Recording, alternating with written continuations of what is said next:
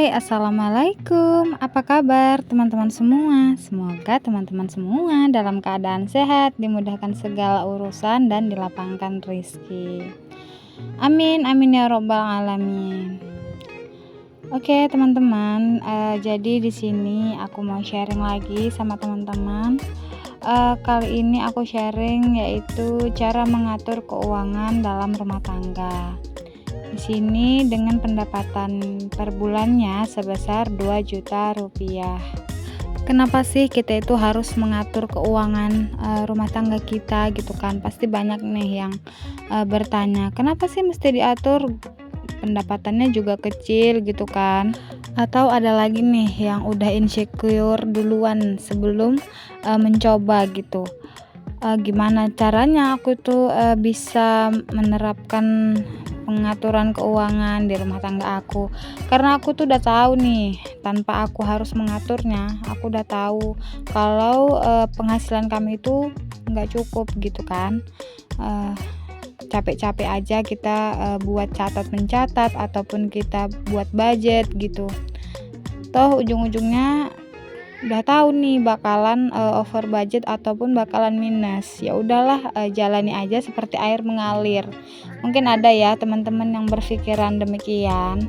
Nah, jadi di sini kalau menurut aku ya teman-teman, walau penghasilan kita itu sedikit atau bahkan kita merasa kurang, nggak apa-apa teman-teman, kita buat aja terus budgeting.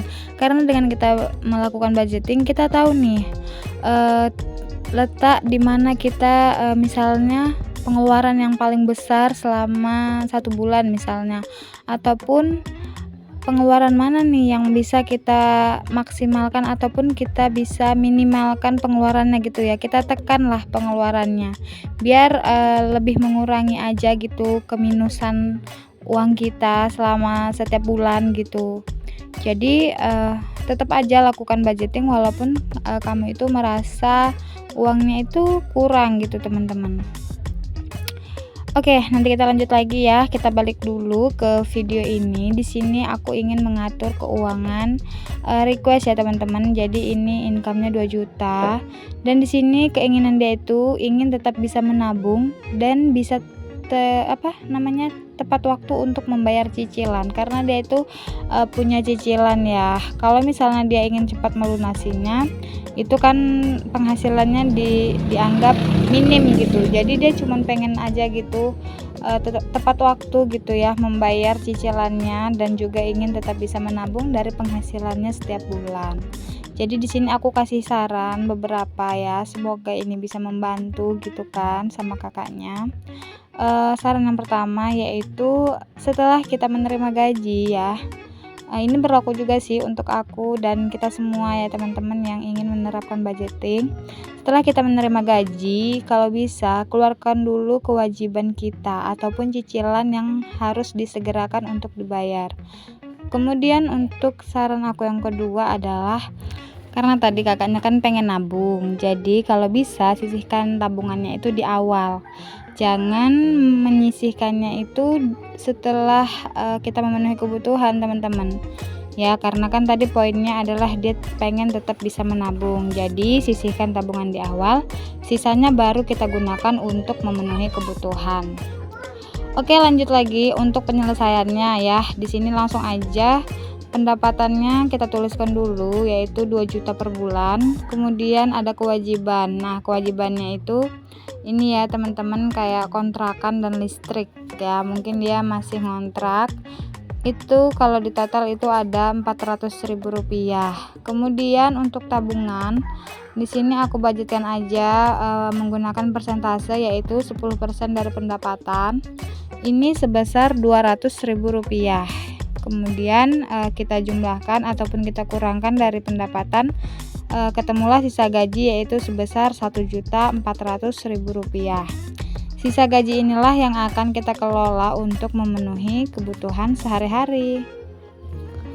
Oke teman-teman ya, jadi itu tadi makanya kita menyisihkan tabungannya itu di awal.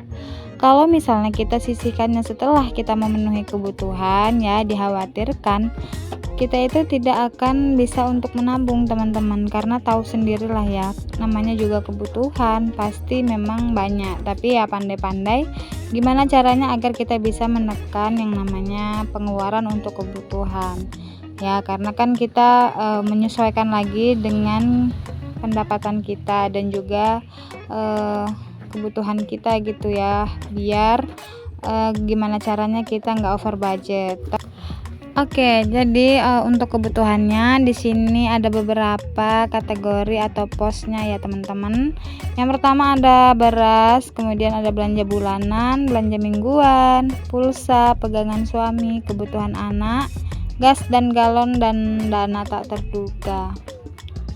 Oke ya, langsung aja teman-teman. Untuk berasnya ini aku anggarkan aja untuk per bulan ya, Rp200.000, kemudian belanja bulanan 100.000, untuk belanja mingguan 400.000, berarti per minggunya 100.000 ya teman-teman.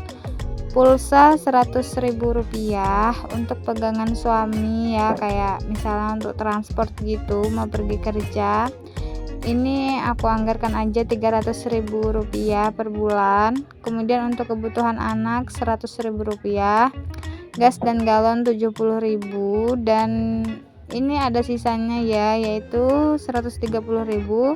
Ini kita masukkan aja ke dana tak terduga. Ini bisa kita gunakan kalau ada pos pengeluaran yang tidak ada kita list teman-teman. Jadi kayak misalnya ada undangan ataupun ada sumbangan gitu ya, ini bisa kita gunakan. Kalau misalnya dalam bulan tersebut ini tidak terpakai, boleh kita masukkan ke dalam tabungan ya teman-teman.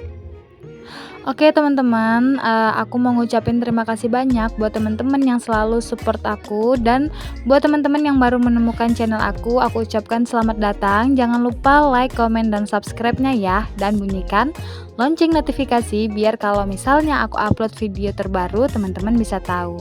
Sampai ketemu di video selanjutnya. Wassalamualaikum.